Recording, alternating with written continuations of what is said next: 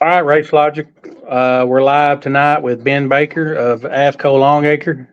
Ben, good to have you on tonight. I know you was on the road and you just got in your motel room. Did you hear me, Ben? Yeah, I got you. Uh, we'll wait till a few people jump on here and kind of see what's going on, what's been happening in the parts world. Kind of racing you've been doing. You've been traveling all over the country. Actually, I've been home for a little bit. We did all them seminars and stuff first part of the year. So usually, late April, early May, I don't go just a whole lot. But now it kind of starts up my travel again. Yeah, I know you said you was in Michigan tonight. Is that right? Yep. Michigan tonight, and then planning on to Eldora tomorrow night, Saturday night, and then I've got to go to the office next week for a few days. What's the latest AFCO Longacre? New parts, new shocks, anything out there everybody needs to know about? New radiators? Yeah, we just released some new shocks, actually. There's a press release and a blast that we did last week, I guess it was. But it's a 81 series. It's a stock mount rebuildable shock that's really targeted towards our shock builders. It's something that they all wanted. So it's a big body front shock, big body rear shock. It's internally filled, so it fits all the sanctioned body rules. A lot of them have it where you can't have an external fill port or anything like that. So this one's all internally filled. But from a tooling perspective, the shock builders don't have to have quite the piece of equipment to use it. Okay, yeah. It's all big body stuff. It's available with like 6 different pistons and all kinds of different configurations. But it's been a part that we've needed for a while. Yeah, I seen that the other day on y'all's on the Facebook. I figured that was going to be a big mover. Yeah. What else going on? Anything else new? You working on any projects or anything? Yeah, I got that. We've got a new TAC/air fuel ratio gauge that I've been working on. We probably won't have it ready until late summer, early fall, but that's gonna be a pretty neat piece to make sure you're not running the motor lean and get stuff burned up. We've got a bunch of things that we're working with on the tablet side of the world for Longacre. There's several new updates and things like that that's coming. That's going to give you a lot more tools and a lot better information, a lot more ways to save information and download that information to use at the racetrack. So that's cool. Got all that going from the Longacre side too. Well, I know we was talking a little bit there off air. I mean, I know things slowed down a little bit, but I know there's a lot of things involved in that. I know down south they ain't been able to race much. It's rained about every weekend, so I think a lot of tracks are still behind a little bit on racing across the country. Yeah, some of the southern tracks are. I mean, fortunately this year it's good and bad. I mean, the spring's been really, really dry up north. So there's been a lot more racing up north than what typically happens this time of year, but then there's been less racing down south. So, it kind of evens out, but at the same token, there's, we're really busy. I know shocks if you ordered a shock and we don't have a stock today, we're about 12 business days behind on those, which we typically like to be around 3 days.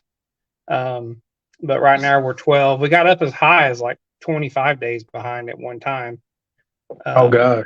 So we've made up a little ground there. We've got some new people that came in and helping us out and different things like that within the company. So we're slowly catching up on that, but it is really busy.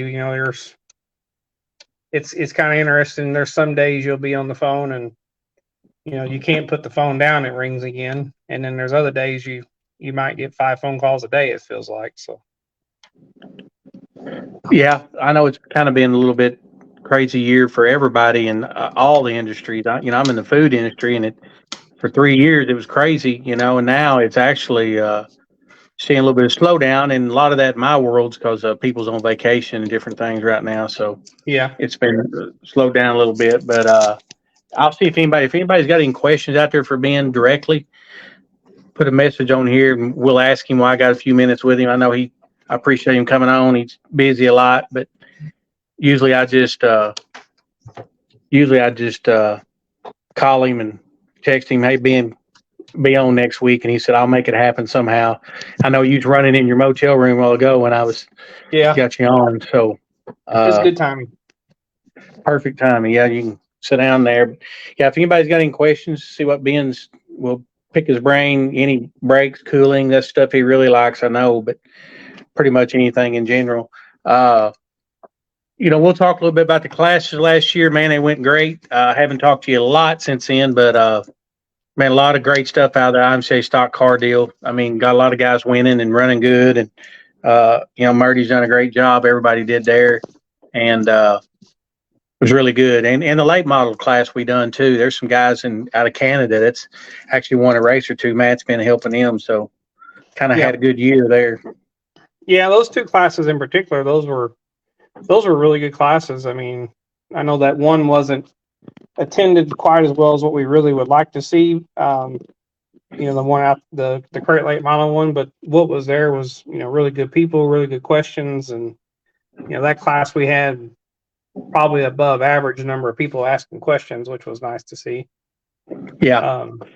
But yeah, that was all real good. On a side note, from those seminars, we gave out a ton of certificates at those. Most of those certificates expire at the end of this month.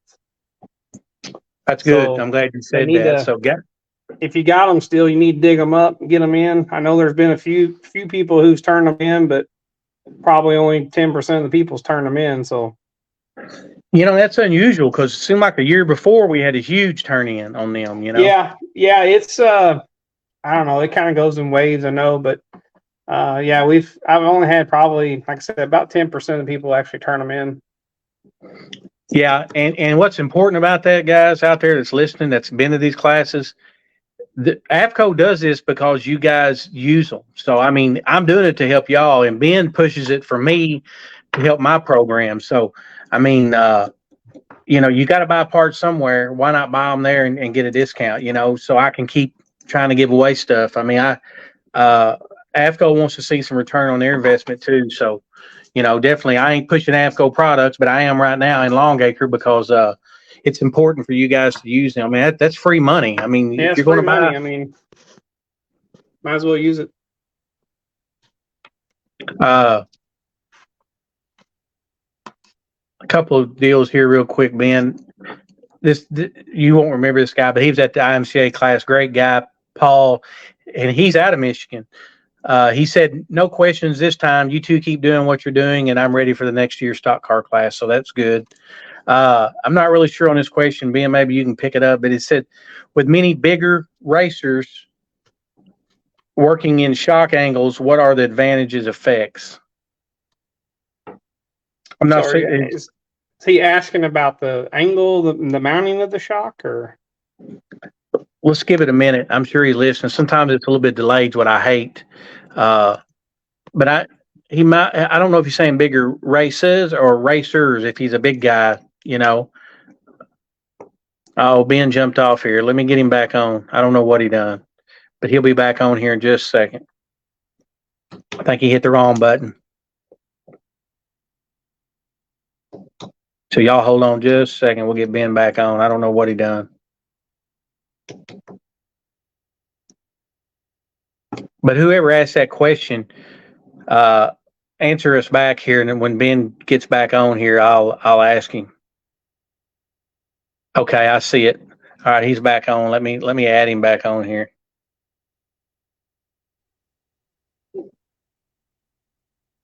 You there? Yeah. Sorry, I hit the button wrong. Okay. That's what I said when he was off. He says some of the bigger racers, I guess some of the more, higher guys that race a lot, they're changing mounting locations of the shocks. That's why I'm assuming shock angles and stuff. What's the effect?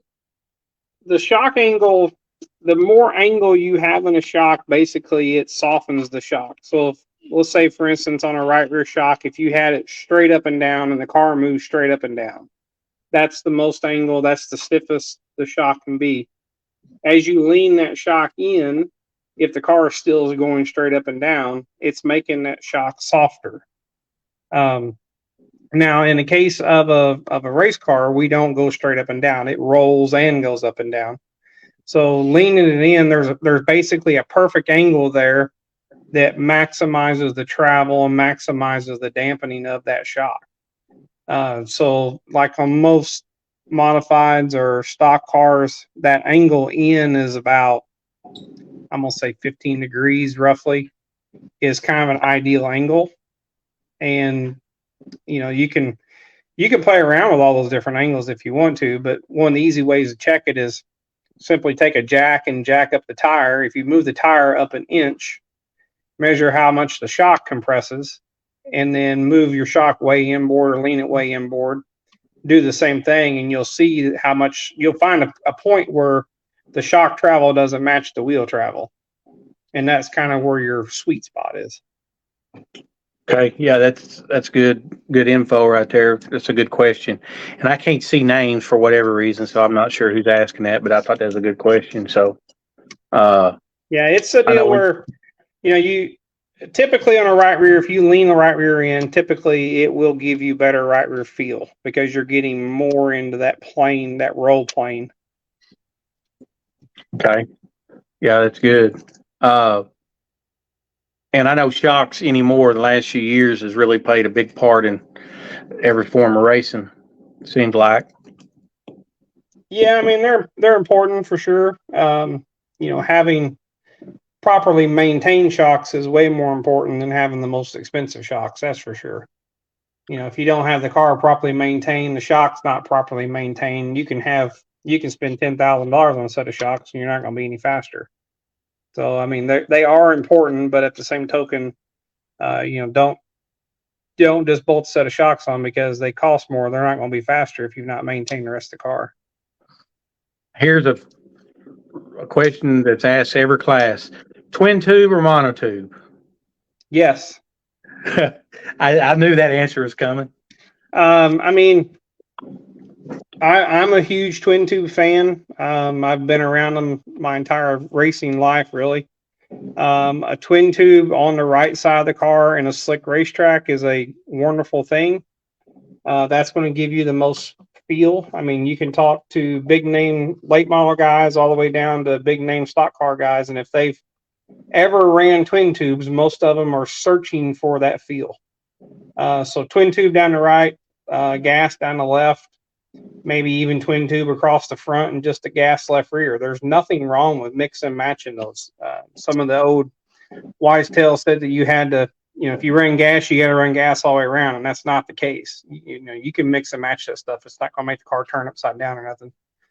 So I like the twin tube right side, gas left side, especially in a slick racetrack.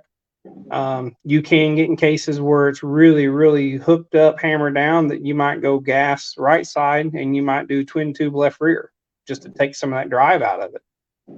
So, I mean, you can certainly do a lot of things there with playing with that. Okay. And Tyler says that, like you said, expensive shocks don't mean anything. They got to be right. He's right about that. Yeah. Another question: are there any situations or driving styles where you'd want to run a stock setup on the right front of the late model? A stock setup? I'm assuming he's talking maybe like a big spring, no bump stop or something like that. That's what I was kind of thinking he would meant too. Or maybe a conventional spring with a bump and not a stack. Yes, the rougher the racetrack in particular, the more you're going to want to get away from stacks and bumps and a lot of that stuff, because you spike the load number so fast with those type of setups that when you run in a rough racetrack, you're going to have a lot of you're going to have your hands full because you've got load numbers that are spiking, where if it's just a conventional spring, you don't have that huge spike in load number. So that would be the number one case where I would run that, is on a really, really rough racetrack in particular. Okay. Another question that's asked for years, I've been doing these with you: body up or body down? It don't matter if it's body up, down, sideways, inside out, back and forth. It don't care. On a twin tube, I typically like to see body down, because if there is some kind of malfunction with either the internal gas bag, or if the shock has a leak and has some oil that's vacated, basically you can lose about 30% of the oil in that shock and it'll still work. So on twin tube, I like to run body down just for that reason. You can run a body up if the shock's maintained right. Gas shock, it don't matter. I typically run body up on those, because especially on the left rears, we get the left rear shafts beat up with rocks and everything else because they hang below the car. So if you're not running a shaft protector, I'd rather have the shaft beat up than I would the body. The body's way more expensive than that shaft is. So typically on left rear, especially, I will run body up only. Okay, good stuff. That's all we got right now. We'll wait for a couple more. I know we were talking there a little bit. I know you were talking with the Murdy's about a new radiator or something. Is that something that's new, or is that just something that we No, just? it's not really new. It's not trickled down into that stock car class, or I'm gonna call some more of the entry level classes. We've ran that style radiator for years in dirt late models and dirt modifieds, and I've got a few guys running them in stock cars. But basically, what they call it is a metric core. We call it an 1.5 inch lightweight core. So what it is it's a radiator that is 1 inch thinner, but has the same effective cooling area as a standard 2-row radiator. So with it being 1 inch thinner, your air velocity is a lot higher. You have same cooling area. So in some cases, it can actually cool better. It'll cool at least as good. But a lot of cases, they do cool better. And with the weight savings of the radiator material and the water reduction, it cuts about 10 pounds off the front of a car. So it's a pretty big weight savings for one, which is way out in front of the motor. But it's it cools just as good, if not better, as well. I know Damon and them they're going to try one this weekend, and I've had some other guys run them and not had any issues with them. Can you read that question, Ben? It's pretty in depth, and I thought I'd let you read it. Stock car camber. If the left front leaned out, induce a spindle snout angle down, which pushes it down into the track. Is that the same principle on the right front? The less camber on the right front would be better on the spindle snout, not pulling the right front off the track. So,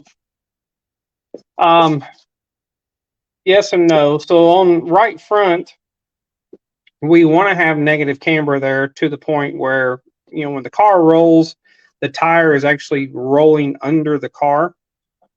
Plus with our camber angles and gain and everything in the right front, we want to have negative camber in the right front.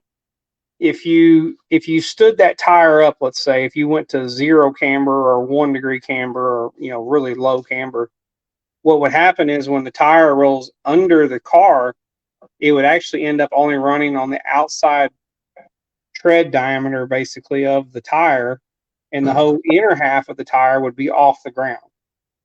So you'd end up losing contact patch. Ideally, what we're trying to do with the camber in that right front is to keep the contact patch completely, flat across the ground.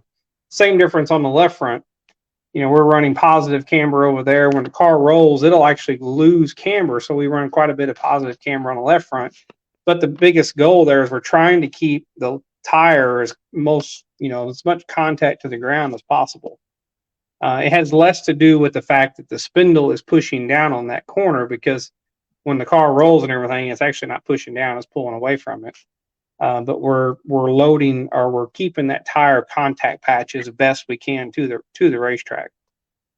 Now, I have seen cases where left fronts in particular, some of the stock car guys have gotten really, really extreme on that. And basically, it makes them really free getting in, because we're making the left front tire work so well that the cars get real free getting in. And so a lot of them are actually pulling back from having all that camber in the left front, and making it where cars are tight again. And they're pulling back a little bit on the right front camber too to help tighten the cars up.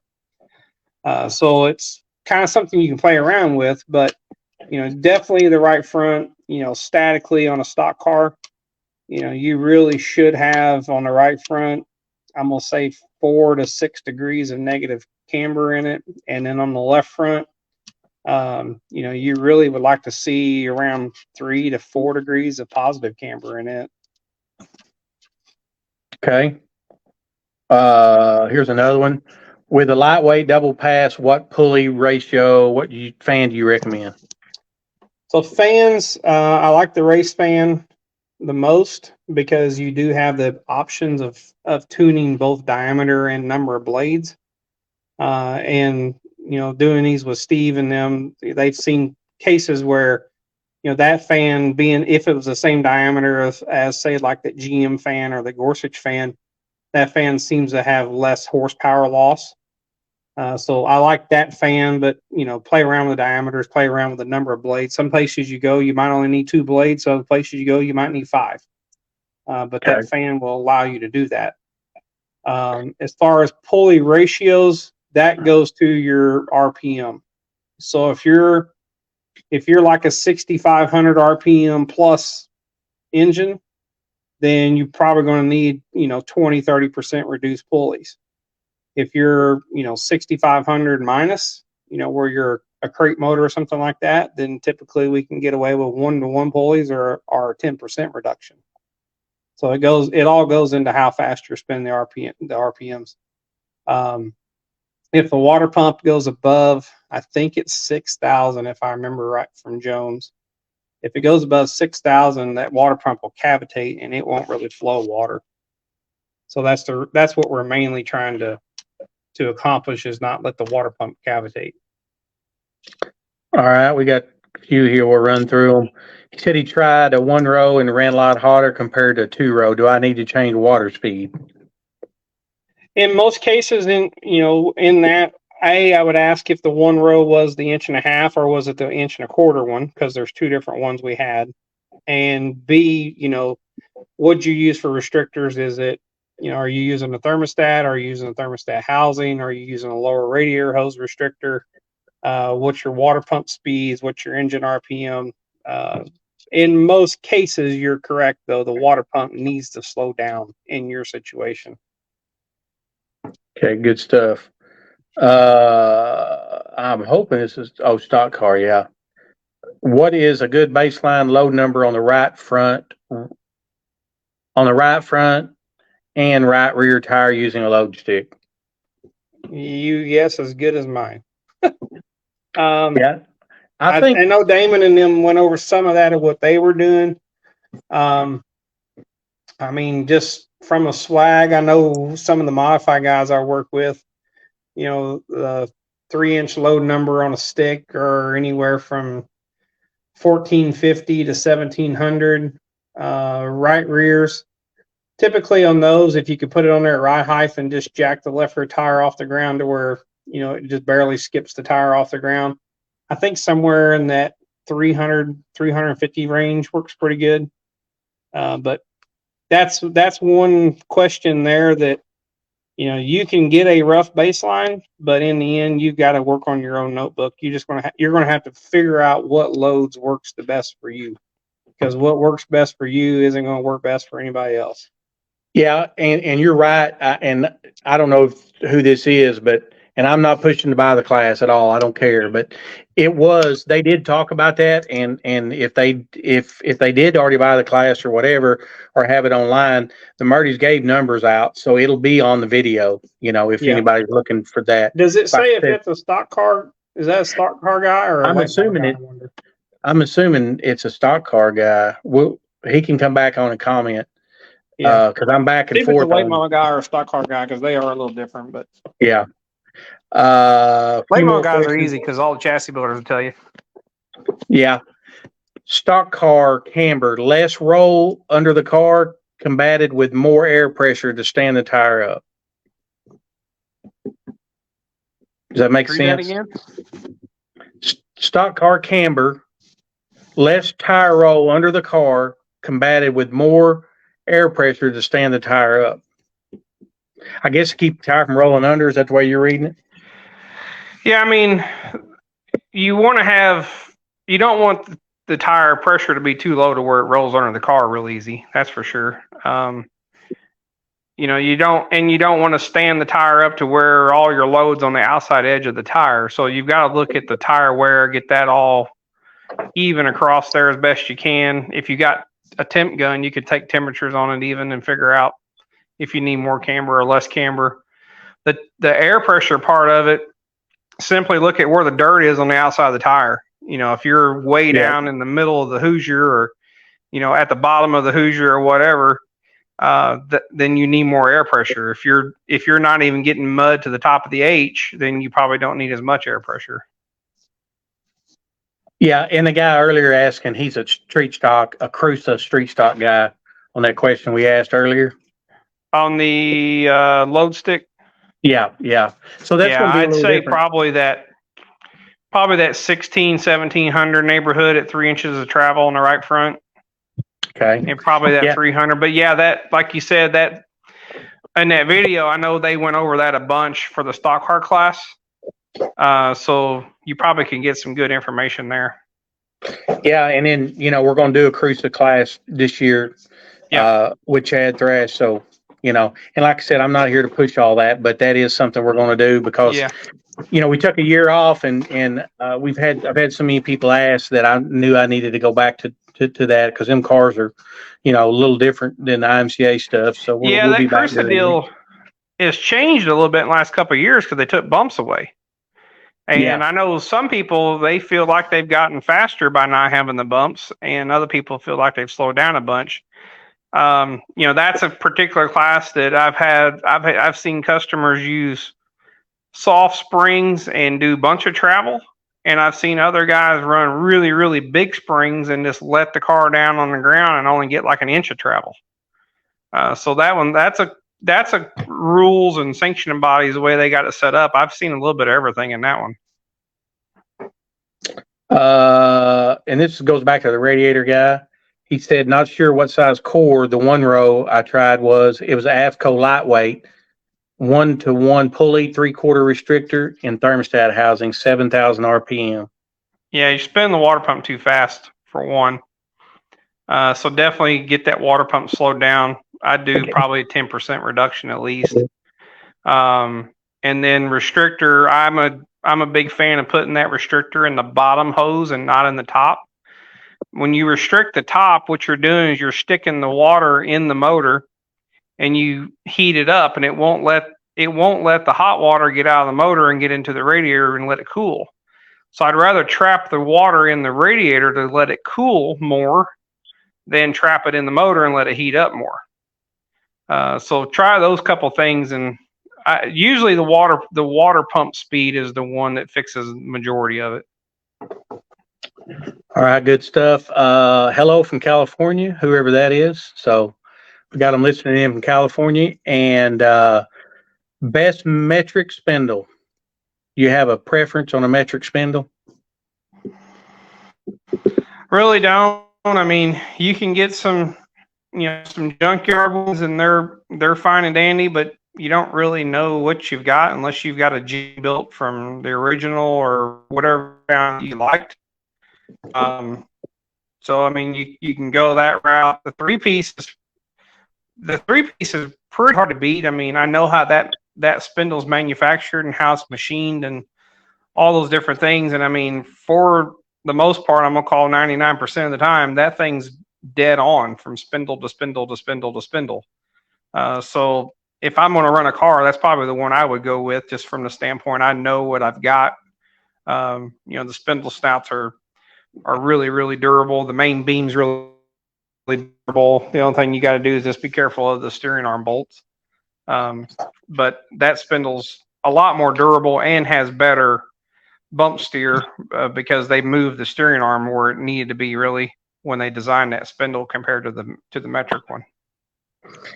He said the Speedway brand on the spindle. The Speedway 3-piece. Okay. That's what I figured you Or were talking about. I don't know if they're an IMCA car or not, but if there's some open stuff, that Argo spindle is not a bad one either. It's a 3-piece, but it's got a whole lot more different things done to it. Here's another one, and I think I know the answer. I could probably answer this one, but IMCA stock car rear trailing arm bushings recommendation. Stock. Yeah, that's what I've. I mean, we've went over that before in those classes, and I know there's tons of different ones out there, the really soft ones and things like that. The thing with the soft ones is they're going to fail, but you don't know if they're going to fail in 1 lap or 20 laps or 50 laps. They introduce a lot of maintenance. They introduce a lot of failure. There's just not a whole lot of gains to be had for the amount of extra work that you got to do with those. Really the guys who are winning races and going fast, most of them are using the stock bushing and just they're maintaining it, making sure it's in the car right. Yeah, I know Vaughn Stone, up in Oregon, always comes to classes, has his pit skylight. He's making a new trailing arm now, a rear trailing arm. I think Murdy's are running them. Yep. And that's somebody you could get a hold of, definitely. He's probably on here watching. But Stone Motorsports, he's making a trailing arm now. It's IMCA legal and with a bushing and all. So if you're looking for some of that, I can get you his number or and he I'm 99% sure they're putting a stock bushing in them. Yeah, I know he is. I mean, I'm almost positive. He said, do you know the Moog number for trailing arm bushings that are 1/2-inch holes? I don't know it. We'll get that number for you somehow, somewhere, and I'll put it on here. Here, hang on. All right, Ben may kick yourself off again. I don't know if I can get off of this thing and do it or not, but we'll try. Are you going to ask somebody? We'll wait for Ben to get back on. He may kick himself off. You there? Yeah. Yeah, I can't go to the text because it kicks me off the video. We'll get it. Just text it to me after a while, and I'll post it on this in this comment section. So whoever that was, I'll post that number when Ben gives it to me. But anyway, it looks like that's about most of the questions. Ben, you got anything else that you can think of we need to cover tonight? So I can let you probably eat supper since you just got off the road. Yeah, like I said, we just we touched on those certificates that we gave out. Just like I said, I know most of those expire at the end of this month. Yep, so, they do. You can give me a call. You can turn them into a dealer. They can give me a call, but they're pretty simple to redeem. All I need is there's a number on there, a serial number. We just need those, and then all your information, name, address, phone number. It's pretty simple. You can text them to me, or you can Facebook them to me, or email them, or whatever. And it's pretty easy to redeem them. I want to make a quick comment about and I wasn't going to, but I am, about the gift certificates. I gave away some randomly here a few weeks ago because I had a few left over, and I still got a couple more if anybody needs them out there. But this kid shared and done all that stuff, gave it to him, sent it to him on Messenger, and asked him here to use it, and he still ain't ever replied back to me. Guys, if I'm going to be good enough and Ben's going to be good enough to give it away and you want to win it, please use it. Or at least tell me you ain't going to use it so I can give it to somebody. Because I know there's a racer out there that'd probably like to have one of them gift certificates to help him with some parts. So I've still got a couple left. So if you got them, contact me and I'll get you that number. You need to use it, like you said, for end of the month. So you got about 23 days, I think, to use it. So if somebody needs something out there and I can help you with your program there a little bit, holler at me. And I've got a couple extra here that I'll be glad to give you. Well, Ben, I'm going to get off here. My wife's over here making supper, giving me the evil eye. She said, no, she ain't, but she's not. She's over making supper. So I'm going to get off. Hey, I appreciate you getting on, Ben. Always great information. We'll be back at it with 2 or 3 classes this year. So we'll be starting to look at some dates here the next couple of months or so. Okay, sounds good. I always tell Ben early, so he can't tell me no later. So I try to get my dates in early, and he'll be there. Ben, there was a question on here when you get off and get back on there. There was a guy asked a last minute question. I'll make this quick because I know you want to jump off, but I hate to not do it. Seen somebody talking about brake bias instead of being split front rear, being split right front, left front, right rear. You heard of that before? Yeah, so you can split bias front to rear, or you can split bias left to right, is how you split it. When you do left to right, if you make a 1-turn adjustment on front to rear, that's equal to like a quarter of a turn on left to right. So left to right bias adjustment is way, way, way more sensitive than front to rear. There's some guys who like it that way. I mean, they definitely use that to their advantage. You know, if they got a racetrack that they farm right before a feature and then they, run 40 laps or something, and they know it's going to really, really slicken up, then yeah, you can certainly change a race car in a ton with that. But from a consistency standpoint, it's very, very difficult because it does change so much more faster with the left to right versus front to rear. And somebody said, I think it's Moog 6178 bushing part number. That's what somebody said. I'm not sure who it is, but if it's anything different than that, Ben, shoot me a message or just go in here and post it after a while. Okay. All right. I appreciate you being on, Ben. We'll get you back on here in a few more months, and we'll see you at a racetrack somewhere. Okay, sounds good. All right. Thanks. Bye.